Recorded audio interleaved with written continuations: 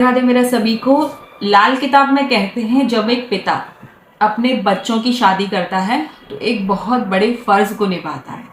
अब जिस बच्चे की कुंडली में अगर सूर्य चौथे भाव में है तो ऐसा व्यक्ति अपने माँ बाप की सेवा करने का मौका उसे बहुत कम मिलता है। ऐसा बच्चा या तो माँ बाप से अलग चला जाए, दूर चला जाए रहने के लिए, तो अच्छा होता है। और अगर इसकी कुंडली में चौथे भाव का सूर्य शुभ ग्रहों के साथ बैठा हुआ है, शुभ भाव में बैठा हुआ है, अच्छी राशि में अगर बैठा हुआ है, तो ये बहुत अच्छा है। अपने पुश्तैनी ज़मीन जायदाद का ये फ़ायदा उठा सकता है और इसको अच्छे से मिलती भी है।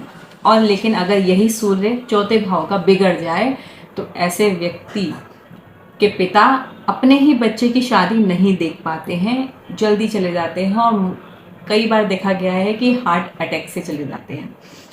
तो ऐसा व्यक्ति जिसका चौथे भाव में सूर्य होता है तो ये व्यक्ति बहुत ज़्यादा चिड़चिड़ा होता है, हर छोटी छोटी बात पे चिड़चिड़ाता ही रहता है।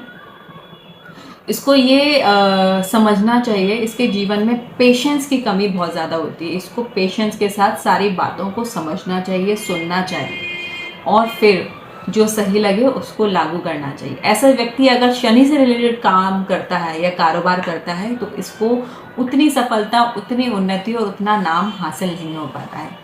ऐसे व्यक्ति को मनाही है कि गुड़ की गजक, तिल की पट्टी बिल्कुल नहीं खानी चाहिए, जो कि इस व्यक्ति को यही सबसे ज़्यादा प्रिय होती है और ये बहुत चाव के साथ उसे खाता है। तो ये गलती जो मैं परहेज़ बताती हूँ उस परहेज़ को भी करना है और जो उपाय मैं आगे आने वाले समय में इसी वीडियो में बताऊँगी उसको भी ध्यान से सुनना है। चौथे सूर्य वाला व्यक्ति बहुत ज़्यादा कंजूस होता है, लेकिन अपने बच्चों को दान और खर्च करना बिल्कुल अच्छे से सिखा के जाता है। ऐसा व्यक्ति अपने बच्चों के लिए बहुत सारी संपत्ति जोड़ के जाता है, लेकिन खुद उसका फ़ायदा और लुफ्त नहीं, मतलब जीवन में जो एक ऐशो आराम की चीज़ें होती हैं ये खुद अपनी प्रॉपर्टी का फ़ायदा नहीं उठा पाते हैं। जब अगर ऐसा व्यक्ति का सूर्य बिगड़ जाए तो अपनी ही प्रॉपर्टी के विवादों में ये जीवन भर फंसे रहते हैं और उसका लाभ अच्छे घर में नहीं रह पाते हैं। तो इसको, ऐसे व्यक्ति को अपने सूर्य को उपाय करना बहुत ज़रूरी होता है। अब ऐसा व्यक्ति क्या करे उपाय के रूप में? ऐसे व्यक्ति को चाहिए कि ये 4 अंधों को बुलाकर अपने घर में बिठाल के खाना खिलाए। ऐसा करते रहने से बार बार इसका सूर्य को एक बल मिलता है। सूर्य का काम क्या होता है? रोशनी देना, है ना। जब आप अंधों को बिठा के अपने घर में खाना खिलाते हैं तो आप उनके जीवन में एक नई राह खोल रहे होते हैं, नया विश्वास भर रहे होते हैं। इससे जो वो बच्चे दुआएं देते हैं, जो वो अंधे आपको दुआएं देते हैं, उससे आपके जीवन में नई रोशनी आती है और आपको एक सही रास्ता दिखता है। तो जब हम इस तरीके का उपाय करते हैं तो आपके जीवन में इससे बहुत ज़्यादा फ़ायदा होता है। और सूर्य अगर चौथे भाव में अगर होता है तो ऐसे व्यक्ति को मैं कहूँगी कि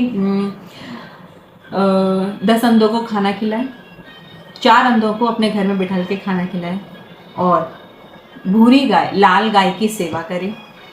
और ऐसा व्यक्ति और क्या कर सकता है? वो कर सकता है कि कुछ तांबे के सिक्के जब जब उसको मौका मिले बहती हुई जल में प्रवाह करे।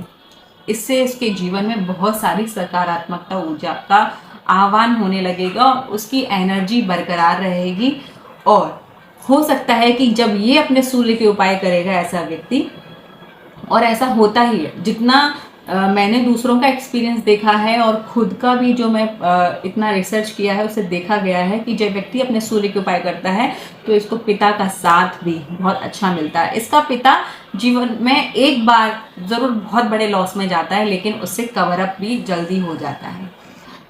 तो सूर्य जब चौथे भाव में होता है तो इसका बहुत कुछ मैं आपको बता सकती हूँ, लेकिन आज के लिए बस इतना ही।